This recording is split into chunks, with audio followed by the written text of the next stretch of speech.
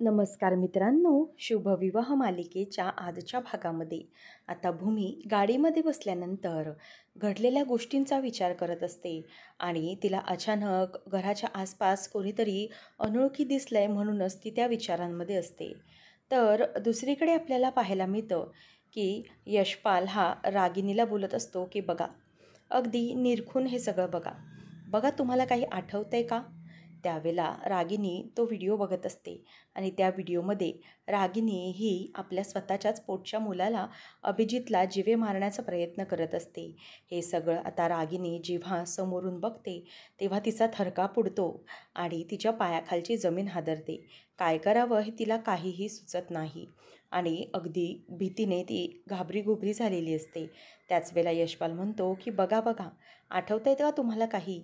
असं म्हणून तो पूर्ण व्हिडिओ तिच्यासमोर प्ले करतो आणि असा आपल्या स्वतःच्याच मुलाचा खून करतानाचा झालेला व्हिडिओ पाहून रागिनीला पूर्ण घाम फुटतो आणि ती अगदी घाबरी होऊनही ते सगळं बघत असते. नंतर आता आकाश आणि भूमी ज्यावेळेला बाहेर फिरायला गेले होते त्याच वेळेला आकाश आणि भूमी ही दोघंही एकमेकांसोबत असताना राजा काका हा तिथे सांगण्यासाठी आलेला असतानाच नेमका अभिजित आणि रागिनी समोरच्या खिडकीवर उभे असतात आणि ते समोरून आकाशवर बंदूक चालवण्याचा अभिजित प्रयत्न करू लागतो. त्याच वेळेला नेमके राजा काका आकाश असा जोरात आवाज देतात. त्याच वेळेला आकाश मागे वळून पाहतो. तेवढ्यातच इथे आता अभिजितने गोळी चालवलेली असते आणि ती गोळी आता आकाशला लागलेली असते आणि तेवढ्यातच आता अभिजित ती गोळी लागलेली पाहताच स्वतः तिकडून पळ काढतो. परंतु गोळी आकाशला लागलेलीच नसते, ती आकाशच्या लॉकेटला चिकटून निघून गेलेली असते. नंतर आता आकाश हा अभिजितच्या मागे मागे एका अंडर कन्स्ट्रक्शन बिल्डिंगच्या मध्ये धावत चाललेला असतो. तेवढ्यातच इथे आता अभिजित हा खूप चवताळून उठलेला होता आणि अभिजित हा आकाशला मारण्यासाठी कुठल्याही प्रकारचा प्रयत्न करायला तयार होता. म्हणूनच आता अभिजित हा आकाशवर हात उचलतो, त्याला एक पंच मारतो. त्यामुळे आकाशला जरासं चक्कर आल्यासारखं होऊ लागतं. त्याच्या नाकातून आणि तोंडातून थोडेसे रक्त येऊ लागते. आकाशही अभिजितला मारतोच, परंतु अभिजितला आता आकाशला ढकलण्याचा शेवटचा एक प्रयत्न करायचा असतो. त्याला आज पूर्णपणे मारून टाकायचं असतं. त्यामुळे आता अभिजित हा धावत धावत आकाशपर्यंत जात असतो, परंतु आकाश हा म्हणतो अभिजित थांब. परंतु अभिजित काही थांबत नाही. अभिजित हा धावत धावत त्याच्याकडे येत असतो आणि तो धावत येत असताना इथे आता आकाश हा बाजूला असलेल्या एका पोलकडे हात धरतो आणि हात धरल्यानंतर आता बरोबर आकाशच्या जागी अभिजितच तिकडे जाऊन खाली पडतो आणि वरतून जेव्हा अभिजित खाली पडतो तेव्हा आकाश खूप घाबरतो आणि त्याला जोरात अभिजित असा आवाज देतो. परंतु अभिजित हा खाली बिचारा एकटाच निपचित पडलेला असतो आणि आकाश खूप घाबरतो. तो अभिजितला वाचवण्यासाठी शेवटचे प्रयत्न करण्यासाठी म्हणून धावत पळत तिकडून निघालेला असतो. परंतु त्याच वेळेला तिथे आता रागिनी पोचलेली असते. आता रागिनीला समोर पाहिल्यानंतर तिला बघितल्यावर अभिजित खुश होतो आणि म्हणतो की आई, तू आलीस. मला माहीत होतं माझ्यासाठी तू येशील नक्की. आई बघ ना काय झालं, त्या आकाशने मला वरून इमारतीवरून खाली ढकलून दिलं आहे. मी शेवटचे श्वास मोजतोय गं. त्यावेळेला मग आता आई असं केलं असं तो अगदी लहान मुलासारखं आपल्या आईला म्हणजेच रागिनीला सांगत असतो. परंतु रागिनीला त्याचं काहीही पडलेलं नसतं. आपल्या मुलाला असं रक्ताळलेल्या अवस्थेत पाहून देखील तिचं काळीज फाटत नसतं. रागिनीला यातूनही काहीतरी कुरघोड्या सुचत असतात. यातूनही ती काहीतरी घाणेरडाच विचार करत असते. आता रागिनीच्या डोक्यात आणखी एक प्लॅनिंग येतं. तो म्हणतो की आई मला वाचव. मला आता वाचता येऊ शकतं. मला नाही मरायचं आहे गं. मला तुमच्या सगळ्यांसोबत जगायचं आहे. मला तुझ्यासोबत आणखी राहायचं आहे आई. प्लीज मला वाचव. असं म्हणून आता अभिजित हा रागिनीजवळ गयावया करत असतो. परंतु त्याचा काहीही उपयोग होत नाही. रागिनी म्हणते की नाही, अरे जर तू आता वाचलास तर मी आकाशवर तुझ्या खुनाचा आरोप कसा काय घेऊ शकेल आणि आकाश जेलमध्ये कसा जाऊ शकेल? जर तू जिवंत राहिलास तर मी त्या पुन्हा घरामध्ये प्रवेश करू शकणार नाही ना. मग तू वाचण्याचा मला काय फायदा आहे मला सांग. असं आता सरळ एक काळीज नसलेली बाई, एक आई ही आपल्या मुलाला सांगू लागते आणि म्हणते की नाही, तुला वाचून तर चालणारच नाही रे. त्यावेळेला मग आता अभिजित म्हणतो की आई अगं हे काय बोलतेस? आत्तापर्यंत मी तुझ्यासाठी काम करत आलो आहे गं. तुझ्यासाठी प्रत्येक वेळेला स्वतःचा जीव मी धोक्यात टाकला आहे आणि आज तू मला वाचवायचं नाही असं म्हणतेस. असं नको गं करूस आई. असं म्हणून आता तो बिचारा खूप रडत असतो. परंतु आता तिला काहीही दया येत नसते. ती म्हणते की नाही, हे बघ अभिजित, काही झालं तरीही तुला मरायलाच हवं. मला माहिती आहे तू कायम माझी साथ दिलीस, कायम माझ्यासाठी काम करत आलास, हो ना? परंतु आज शेवटचं कर, इतकंच कर, आता मर तू. असं म्हणून ती सरळ आपल्या मुलाला मर असं कपाळकरंटी बाई बोलत असते. आणि या सगळ्यामुळे आता अभिजितला खूप वाईट वाटत असतं. शेवटपर्यंत आपल्या आईच्याच शब्दाला जागणारा आणि आपल्या आईचंच ऐकणारा अभिजित शेवटी आपल्या आईसाठीच प्राण सोडणार असतो. आणि रागिनी म्हणते की हे बघ अभिजित, काही झालं तरीही तुला आता मरावंच लागेल. जर तू जिवंत राहिलास तर मात्र महाजनांच्या घरात शिरण्याचं माझं स्वप्न हे फक्त स्वप्न राहील, ते कधीही पूर्ण होऊ शकणार नाही. त्यामुळे आत्तापर्यंत जेवढं केलंस तेवढं ठीक आहे, आत्ताही शेवटचं कर, आज मर माझ्यासाठी. तेव्हा मग अभिजित जाता जाता आईला म्हणतो की आई ठीक आहे, तुझ्यासारख्या आईचा मुलगा म्हणून जगण्यापेक्षा मला मरण आलेलं कधीही योग्यच आहे आई. असं म्हणून आता तो बिचारा शेवटचे श्वास सोडायलाही तयार आईसाठी झालेला असतो. आणि मग त्याच वेळेला इथे आता रागिनी ही स्वतःचाच पदर घेते आणि स्वतःच्याच पदराने आपल्या स्वतःच्या मुलाचा गळा घुटून टाकते. आणि पदर जोरात ओढते जेणेकरून तिथे त्याचा गळा घुटला जावा आणि त्याचा जीव जावा. परंतु रागिनी हे सगळं करते, तिच्या मनाला काहीही होत नाही. आता अभिजित हा मेला, परंतु समोरून आकाश किंवा कोणीतरी येत आहे याची चाहूल तिला लागलेली असते. आणि ती स्वतःचा पदर पटकन बाजूला घेते आणि तिकडून पळ करण्याचा ती आता प्रयत्न करू लागते. आणि हा सगळा घडलेला थरारक प्रसंग रागिनीला एका क्षणात डोळ्यासमोरून जातो. आणि तिच्या लक्षात येतं की हे सगळं जे काही घडलं आहे ते सगळं मीच घडवलं आहे. तेव्हा आता जो यशपाल असतो तो गालातल्या गालात हसतो आणि म्हणतो की रागिनीताई, आठवलं का रागिनीताई पटवर्धन, तुम्ही काय काय केलं हे सगळे प्रसंग तुम्हाला आठवलेत का? आता हा जो काही व्हिडिओ आहे ना, तो अगदी मोठ्या प्रमाणात सगळीकडे पसरवला जाणार आहे. आणि त्यामुळे तुम्ही अजिबात काळजी करू नका. हा व्हिडिओ हा लवकरात लवकर तुमच्या सगळ्या लोकांसमोर जाईल. परंतु मला एक गोष्ट सांगा, मला एक कळलेलं नाही आहे. हा जो पिक्चर झाला यामधला हा मुलगा नेमका कोण आहे? ज्याचा तुम्ही जीव घेण्याचा प्रयत्न केलात, हा नेमका आहे तरी कोण? असं यशपाल रागिनीला विचारायला लागतो. रागिनी पूर्ण घामाने थरथरून निघालेली असते. आणि यशपाल तिच्यावरती हसत असतो आणि म्हणतो की काय रागिनीताई, ओ किती किती किती घाबरल्यात किती तुम्ही? म्हणजे बघतोय मी तुम्हाला, इतकं घाबरायची काय गरज आहे? हा कोण होता नेमका ज्याचा तुम्ही जीव घेण्याचा प्रयत्न केलात? सांगा, मला जरा सांगा. असं म्हणून तो आता रागिनीवरतीच ओरडण्याचा प्रयत्न करत असतो. परंतु रागिनी म्हणते की हे बघ, गप्प बस, तुझं तोंड बंद ठेव, काहीच बोलायचं नाहीसा तू. त्यावेळेला मग आता तो म्हणतो की अच्छा, मी माझं तोंड बंद ठेवू? नाही नाही, माझं तोंड ना उघडायलाच हवं. खरं तर तुम्ही मला कितीही काहीही सांगण्याचा प्रयत्न केला नाहीत ना, तरीही मला सगळं काही चांगलंच माहिती आहे. काय ना, महाजनांची सगळी हिस्ट्री, जॉग्रफी याचा अभ्यास करून आलेलो आहे मी. त्यामुळे तुम्हाला जे काही सांगायचं आहे किंवा नाही सांगायचं आहे, नाही सांगितलात तरी चालेल, कारण मला सगळी काही माहिती आहे. मला सगळं काही कळतं आहे की काही दिवसापूर्वीच, काही महिन्यांपूर्वीच महाजनांचा मुलगा म्हणजेच पटवर्धनांचा जो मुलगा होता, त्या मुलाचा अपघाती मृत्यू झाला आहे. आणि त्या मृत्यूची नोंद देखील झालेली आहे. परंतु कोणाला हेच माहिती नाही आहे की तो जो काही मृत्यू झाला आहे ना, तो मृत्यू हा अपघाती नसून त्या मुलाचा खून करण्यात आला होता. आणि त्या मुलाचा खून त्याच्या स्वतःच्या आईनेच केला होता. आणि त्या मुलाचं नाव होतं अभिजित पटवर्धन. आणि त्या मुलाचा, अभिजित पटवर्धनचा खून करणाऱ्या बाईचं नाव होतं त्याची स्वतःची खुद्द आई रागिनी पटवर्धन. लागला ना शॉक? मला इतकं सगळं माहिती आहे हे ऐकून. आता मात्र हे ऐकल्यावर तो जोरजोरात हसायला लागतो आणि म्हणतो की आता विचार पडला असेल ना की मला हे सगळं कसं काय माहिती? असं म्हणून तो आता जोरजोरात हसत असतो. रागिनी मात्र पूर्णपणे घाबरलेली असते. आता काय बोलावं तिला काहीही सुचत नाही. या सगळ्यामध्ये फक्त आणि फक्त घाबरलेली रागिनी त्याच्याकडे बघत असते आणि म्हणते की गप्प बस, काहीच बोलू नको, शांत बस.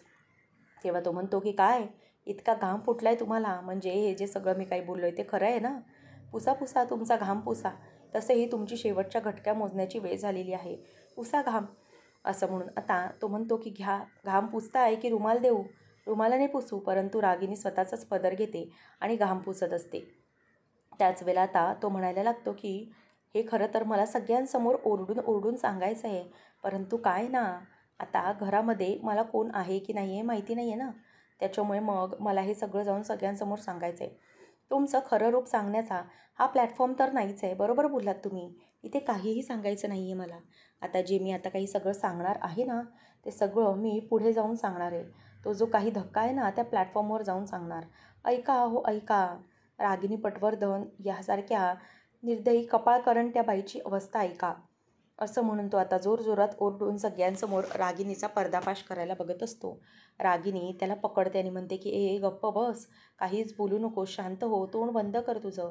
त्यावेळेला मग आता काहीच बोलू नकोस हां, अशी रागिनीची अगदी वाईट अवस्था झालेली असते आणि ती खूप घाबरलेली असते. त्यावेळेला मग आता हे बघितल्यानंतर यशपाल म्हणतो की वा, खरंच रागिनी पटवर्धनसारख्या या बाईची अवस्था झाली, मला खरंच बघून खूप हसायला येते. तेव्हा मग रागिनीच्या बाबतीत तो सगळं काही सत्याचा उलगडा करायला जाणार, परंतु रागिनी त्याला थांब थांब प्रत्येक वेळेला थांबायला सांगत असते आणि परंतु तरी तो ऐकत नाही. आता तो बाहेर जाऊन जाऊन ओरडून ओरडून रागिनीचा सगळा जो पराक्रम आहे तो सांगण्याचा प्रयत्न करत असतो. तर इकडे रामनवमीच्या दिवशीच रामाच्या मंदिरामध्ये मोठा उत्सव असतो आणि जल्लोष साजरा केला जात असतो. सगळी गर्दी ही रामाच्या मंदिरामध्ये झालेली असते. त्याच वेळेला आकाश, भूमी आणि आजी तिघंजणही गाडीमधून उतरतात आणि रामाच्या मंदिराकडे प्रवेश करायला जात असतात. भूमी ही चालत चालत समोर येत असते. तिच्या डोक्यामध्ये सततचे तेच विचार फिरत असतात. परंतु आता जेव्हा भूमी चालत येते त्याच वेळेला आकाश हा आजीला हळूहळू येत असतो आणि आजी हळू चाल असं म्हणतो. तेव्हा भूमी म्हणते आकाश अरे इकडे ये 1 मिनिट. तो म्हणतो की काय झालं आहे? मग भूमी म्हणते की आकाशी बघ आपल्या गाडीपुढे ही पारितोषची गाडी आहे. म्हणजे पारितोष पण आला असेल देवळात बहुतेक. तेव्हा मग आकाश म्हणतो की अरे हो, ही तर बाळाचीच पारितोषचीच गाडी दिसते. मग भूमी म्हणते की याचा अर्थ पारितोष आणि अमोली बाळाला पण घेऊन आलेच असतील ना, बाळही आलंच असेल. तेव्हा मग आकाश म्हणतो की बरं चला बघूया, जास्त गर्दी तर नाही आहे. असं म्हणून आता तो समोर चालत येत असतो. त्याच वेळेला समोर आता अमोली आणि पारितोष असतात आणि जेव्हा भूमी बाळाकडे बघण्याचा प्रयत्न करते तेव्हा मात्र अमोली खूप चिडलेली असते. कारण बाळ तिच्याकडे बघू नये किंवा तिच्याकडे जाऊ नये अशीच अमोलीची खरं तर खूप इच्छा असते. त्याच वेळेला मग आता इथे अमोली ही लांबूनच सगळं बघत असते आणि भूमीला पाहिल्यानंतर तिला तर खूप राग आलेला असतो. पारितोष आणि अमोली दोघंजणही बाळाच्या बारशाबद्दल बोलत बोलत येत असतात.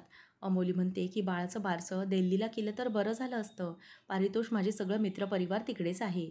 परंतु पारितोष म्हणतो नाही, अगं खरं तर आपल्या घरी आपल्या बाळाचं बारसं झालेलं चांगलं नाही का? त्याच वेळेला मग दोघंजणही चालत चालत येत असतात आणि भूमी ही डायरेक्टच येते आणि पारितोष किंवा अमोलीला त्यांची चौकशी न करता डायरेक्ट भूमी विचारते की अमोली, अगं बाळ कुठे आहे? बाळाला कुठे ठेवलेस तू? तेव्हा अमोली म्हणते की बाळाला ना आम्ही घरीच ठेवली आहे. मग त्याच वेळेस पारितोष म्हणतो की अगं भूमी बाळ घरीच आहे. तेव्हा कोणाकडे ठेवलं तसं विचारल्यावर अमोली सांगते की आम्ही बाळाला एका बाईकडे ठेवले. काय ना तिला दूध पाजण्यासाठी आम्ही एक बाई हायर केली आहे आणि बाळ तिच्याकडेच आहे. त्यावेळेला भूमी म्हणते की अगं अमोली पण असं एखाद्या अनोळखी बाईकडे बाळ? तेव्हा अमोली म्हणते अनोळखी नाही आहे, विश्वासातली आहे. खरं तर तुझ्यापेक्षा मला तीच योग्य वाटते बाळासाठी. असं म्हटल्यावर भूमी गप्प होते. मग पारितोष विषय बदलतो आणि म्हणतो की भूमी, अगं ॲक्च्युली बाळाच्या बारशासाठी आम्ही इथे मुहूर्त काढायला म्हणून आज आलो होतो. चांगला दिवस आहे म्हटलं बाळाच्या बारशाचं मुहूर्त काढूया. तेव्हा मग भूमी खुश होते. पारितोष म्हणतो की हो हो अगदी उद्याचाच मुहूर्त दिला आहे गुरुजींनी. हे ऐकल्यावर भूमी म्हणते की काय, उद्याच्याच दिवशी बारसं?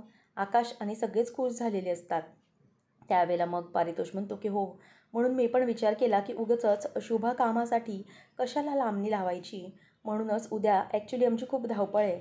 सगळी तयारी आजच्या एका दिवसामध्येच करायची सगळी बारशाची. म्हणून त्यावेळेला मग आता तो असं म्हटल्यावर भूमी म्हणते की हो, खरंच खूप छान होईल. पिल्लूचं बारसं करण्यात येईल. तेव्हा मग पारितोष म्हणतो की हो, खरं तर आम्हाला आमंत्रणही करायची आहेत. तुम्हालाही फोन करून करणारच होतो, परंतु आता तुम्ही इथेच भेटलात म्हणून तुम्हाला असं आमंत्रण करतोय. सगळ्या कुटुंबाने आमच्याकडे यायचं आहे उद्या मणिमाऊच्या बारशासाठी माझ्या. तेव्हा हे ऐकून सगळेजण खूप खुश झालेले असतात. त्यानंतर आपल्याला पाहायला मिळतं की इकडे मानसी ही स्वतःचं काहीतरी काम आवरत असते. तेवढ्यात यशपाल हा धावत धावत बंगल्यापर्यंत पोचलेला असतो. रागिनी त्याचा मागे मागे जात असते की अरे थांब यशपाल, थांब प्लीज, अरे असं जाऊ नकोस. परंतु तो ऐकत नाही आणि येऊन बसतो. तेव्हा मनू म्हणते की 1 मिनिट, कोण आहात तुम्ही आणि असे कसे अचानक घरात शिरलात? त्यावेळेला आता यशपाल जोरजोरात वेड्यासारखा हसतो आणि म्हणतो की मी कोण?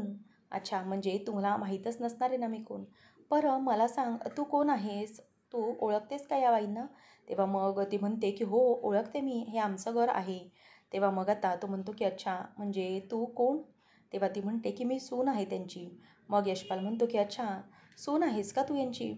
मग जरासे संस्कार थोडेफार काहीतरी असतीलच ना, असं तो तिच्याकडे बघून बोलत असतो. त्यावेळेला ती बोलत असते की काय म्हणायचं आहे तुम्हाला नेमकं? रागिनी खूप घाबरलेली असते, कारण रागिनीच्या समोर एकच प्रश्न असतो, तो म्हणजे हा माणूस हिच्यासमोर तोंड उघडू नये. त्यावेळेला तो म्हणतो की बरं, अहो मी ना तुमच्या या सासूबाई आहेत ना, त्यांचा पाहुणा आहे. त्यामुळे पाहुण्यांचं आदरातिथ्य वगैरे करतातच की नाही. मी ना देव आहे, देव. तेव्हा मग ती म्हणते की देव? तेव्हा तो म्हणतो की अतिथी देवो भव, हे तुम्हाला कळतं ना? तुम्हाला तर काहीच माहिती नाही हो. अहो, घरात आलेला माणूस हा देवाप्रमाणेच असतो ना. मग मी तुमचा देव आहे असं समजा आणि मग पाहुण्यांचं आदरातिथ्य कराल की नाही? त्यावेळेला मग ती म्हणते की हो, आत्ता जाते. तो म्हणतो बरं जा, माझ्या चहा-पाण्याचं बघा. आणि ती पुढे जात असताना पुन्हा एकदा तो तिथून जातो आणि म्हणतो की 1 मिनिट, 1 मिनिट, जरा थांबा. मला सांगा की तुमच्या या घरामध्ये प्रोजेक्टर आहे का हो? तेव्हा मानसी म्हणते की नाही, प्रोजेक्टर वगैरे तर काही नाही आहे, काय झालं? तेव्हा मग तो म्हणतो की काय नाही हो, तुम्हा सगळ्यांना मला जरा एक मोठ्या पडद्यावर पिक्चर दाखवायचा होता ना, म्हणूनच. तेव्हा मग ती जरा शांत बसते. मग म्हणतो की बरं मला सांगा, स्मार्ट टी व्ही आहे का माझ्यासारखा? त्यावेळेला ती म्हणते की हो आहे, टी व्ही आहे. मग तो पुन्हा तिला पाठवतो आणि म्हणतो की चला बरं झालं. आणि मग तिथून स्वतःच ग्लासातून पाणी घेऊन प्यायला लागतो. रागिनी म्हणते की तुला जरा काही कळतं की नाही? काय चाललंय, काही कळतंय की नाही? तिच्यासमोर काय सगळं तू बोलायला चालला होतास? त्यावेळेला मग तो म्हणतो की अच्छा, म्हणजे तुम्हाला हे सगळं तुमचे जे गुन्हे आहेत, मला तुमच्या घरच्यांना दाखवायचे आहेत ना, त्याच्यासाठी. मग आता रागिनी म्हणायला लागते की सगळ्यात स्वतःचं तोंड बंद ठेवायचं आधी, मग नंतर कायचं पुढचं बघायचं. त्याच वेळेला मग आता रागिनी म्हणते की नाही, तू काहीही बडबडायचं नाही आहेस. तेव्हा मग तू कशाला आलायस, कुठून आलायस असं ती त्याला विचारते. त्याच वेळेला तो मागून तिला धचका देऊन म्हणतो की अहो काय ना बाई, मी तुमचं कुकर्म आहे, कुकर्म. कारण कितीही काही झालं ना तरीही आपलं कुकर्म हे आपल्या वाईट वेळेमध्ये आपल्यासमोर येऊन असं हे बघा माझ्यासारखं उभं राहतं. आणि त्यामुळे एक गोष्ट कायम लक्षात ठेवा, तुम्ही जे काही चुकीचं वागाल ना, तर तुमचं ते कर्म तुमच्यासमोर असंच येऊन उभं राहणार आहे प्रत्येक वेळेला. म्हणून आता तुम्ही एक गोष्ट कायम लक्षात ठेवा, तुमचं मी कुकर्म आहे आणि मी कधीही तुमच्या सगळ्यांसमोर, सगळ्या घरच्यांच्या समोर हे वाचून दाखवू शकतो. म्हणूनच मला आता इथे बसायचं आहे. सगळ्यांसमोर तुमचं जे काही म्हणणं आहे ना, ते मांडायचं आहे मला. तेव्हा मग रागिनी खूप चिडते आणि म्हणते की तोंड बंद ठेवायचं, इथे ना काहीही बोलण्याचा प्रयत्न करायचा नाही. काही बोलू नकोस हां, नाहीतर बघ मी काय करेन ते. रागिनी पटवर्धन. तेव्हा मग आता तो म्हणतो की अच्छा, म्हणजे तुम्ही मला धम देण्याचा प्रयत्न करताय तर. ठीक आहे, काही झालं तरीही तुम्ही आता माझं बघा मी काय करतो ते. चला आत्ता मी इथे शो करायला सुरुवात करतो. खेळ कुणाला देवाचा कळला, असं म्हणून आता तो पुन्हा सगळं सांगायला सुरुवात करायला लागतो. तेव्हा रागिनी त्याला ओरडते आणि म्हणते तोंड बंद ठेवायचं. हे बघ इथे ना काहीच बोलायचं नाही आहे. हा तुला व्हिडिओ कसा मिळाला, काय झालं, इथे काहीही सांगायचं नाही. तुला जर सगळं काही तोंड उघडायचं असेल ना तर चल, माझ्या खोलीमध्ये चल, तिकडे मला सगळं सांग. इथे काहीच सांगण्याची गरज नाही. असं म्हणून आता रागिनी त्याला म्हणते चल चल, माझ्या मागोमाग ये माझ्या खोलीमध्ये. असं म्हणून आता रागिनी त्याला तिकडे घेऊन चाललेली असते. तर इथे आता पारितोष हा बारशाचं आमंत्रण देतो, की सगळ्यांना या असंही म्हणतो. त्याच वेळेला मग आता अमोली म्हणते की हो, बारशांचं आमंत्रण सगळ्यासाठी आहे, फक्त भूमी तुला सोडून. तुला बारशासाठी यायचं नाही आहे. कारण आता इथे हे ऐकल्यावर भूमीला खूप वाईट वाटतं. तिच्या डोळ्यात पाणी येतं. पारितोष म्हणतो की अगं असं काय बोलतेस तू? बारशासाठी भूमीला नको म्हणतेस, हा तिचा अपमान आहे. से सॉरी टू हर. तेव्हा मग लगेच ती म्हणते की नाही, I am sorry Paritosh. Me sorry का बोलू? कारण असे जे काही घडलं आहे ना, त्यामध्ये मला मनीमाऊला हिला बाजूलाच ठेवायचं आहे आणि पुन्हा मला काही उद्या प्रॉब्लेम नको आहे माझ्या कार्यक्रमामध्ये. म्हणूनच हिला लांबच राहू दे. काही झालं तरीही माझ्या बाळाला माझ्यापासून मी कधीही लांब होऊ देणार नाही आणि म्हणूनच मला ही नको आहे बारशासाठी. प्लीज काही कर, पण मला ही नको आहे. असं म्हणून आता इथे पारितोषला सरळच ती बोलून दाखवते. त्यावेळेला मग पारितोष चिडतो आणि म्हणतो की अमोली, अगं काय बोलतेस काय तू हे? अमोली म्हणते की पारितोष, अरे तुझं ऐकलं ना मी. तू म्हणालास बारसं इथे करूया, करायचं ठरवलं. पण मग मला ही नको आहे ना बारशामध्ये. कोणी आले तरी चालतील परंतु भूमी नको. मला ही नको आहे बारशामध्ये. त्यावेळेला मग आता आकाश म्हणतो, पारितोष डोंट वरी. तू अमुलीच्या शब्दाचा मान राख. भूमी उद्या बारशाला येणार नाही. उद्या भूमी येणार नाही हा माझा शब्द आहे. आता भूमीला खूप वाईट वाटतं, तिला रडायला येत असतं. तेव्हा मग अमुली म्हणते की झालं तर मग पारितोष, जर भूमी उद्या बारशाला नसेल तर मग माझा काहीच प्रॉब्लेम नाही आहे. बारसं इथेच करूया आपण, असं ती सरळ बोलून दाखवते. भूमीला या सगळ्याचं बिचारीला खूप वाईट वाटलेलं असतं आणि बारशाला नाही जाणार आणि तिला आमंत्रण नाही, यामुळे तिला खूप त्रास होत असतो. आणि त्याचनंतर आता इथे अमोली ही आतमध्ये गाडीमध्ये जाऊन बसते. कोणालाच काहीच बोलत नाही आणि पारितोष मात्र आकाशसमोर हात जोडून उभा असतो. आकाश त्याला इट्स ओके असं म्हणतो आणि प्लीज तू जा असंही त्याला सांगतो. त्यानंतर पुढच्या भागामध्ये आपल्याला पाहायला मिळतं, रागिनी ही यशपालवर खूप चिडलेली असते आणि त्याला म्हणते की तू मला अजूनही ओळखत नाही आहेस. रागिनी पटवर्धन म्हणतात मला, तो व्हिडिओ आत्ताच्या आत्ता डिलीट करून टाक असं म्हणून रागिनी आता त्याच्यावरती ओरडत असते. यशपालही काही कमी नसतो. तो म्हणतो की हे बघा, तुम्ही बी मला अजून ओळखलेलं नाही आहे. मी कोण आहे हे तुम्हाला पण माहिती नाही आहे. 4 वेळेला तुम्हाला जाऊन मुंबईच्या चोर बाजारामध्ये विकून येईन मी, तरी बी तुम्हाला पत्ता लागायचा नाही की तुम्ही विकले गेलेले आहात. अशी अवस्था करून सोडेन मी तुमची, असं म्हणून आता इथे यशपाल देखील तिच्यावरती ओरडतच असतो. आणि हे ऐकल्यावर रागिनी आता खूप घाबरते, कारण आपल्यापेक्षा तोडीस तोड कोणतरी आलं हे तिच्या लक्षात आलेलं असतं. नंतर भूमी, आकाश गाडीत बसलेले असतात. आकाश हा भूमीला थांबवत असतो, तिचं सांत्वन करत असतो. तेव्हा भूमी म्हणते की आकाश, आता पिल्लू नाही म्हणायचं हा तिला. आता तिला उद्या नाव मिळणार आहे. तिचं बारसं होणार आहे उद्या, तिला छानसं नाव ठेवतील. परंतु फक्त ते बघण्यासाठी मी तिथे उपस्थित नसेन, याचं भूमीला खूप वाईट वाटत असतं. आणि भूमी बिचारी गाडीमध्येच रडत असते. आकाश तिला शांत करत असतो. आणि त्यानंतर आता इथे रागिनीला जेव्हा बाहेर येऊन यशपाल सांगतो की एक काम करायचं, हे सगळं मला इथे राहण्यासाठी जागाच करून द्यायची, मला या महाजनांच्या बंगलात राहण्यासाठी सोय करून द्यायची. त्याचप्रमाणे मला इथे राहिल्यानंतर 20 लाख रुपये माझं तोंड बंद ठेवण्यासाठीचा माझा हा पहिला हप्ता मला लवकरात लवकर द्यायचा आहे. असं म्हटल्यावर आता रागिनीला धक्काच बसतो. एवढे पैसे आणू कुठून? तेवढ्यात तिथे आता भूमी आलेली असते. भूमी आणि आजी तिथे पोचलेल्या असतात. तेवढ्यातच आता त्यांना पाहिल्यानंतर दोघींनाही जबरदस्त मोठा धक्का बसतो. आणि रागिनी ही बघते आणि तिच्या पुन्हा घाम फुटतो की हे सगळं ऐकलं गेलं आहे की काय. आता आजी देखील तिच्याकडे रागानेच बघत असते. आणि मग भूमी ही अगदी प्रश्नार्थक आणि वेगळ्याच नजरेने रागिनीकडे बघू लागते. आता नेमकं पुढे काय घडणार? यांचं सगळं जे सत्य आहे, म्हणजेच यशपाल जे काही बोललं आहे, हे सगळं सत्य भूमी ऐकेल का? हे पाहणं रंजकतेचं ठरणार आहे. अशाच अपडेट्ससाठी आताच आपल्या चॅनलला सबस्क्राईब नक्कीच करा. धन्यवाद.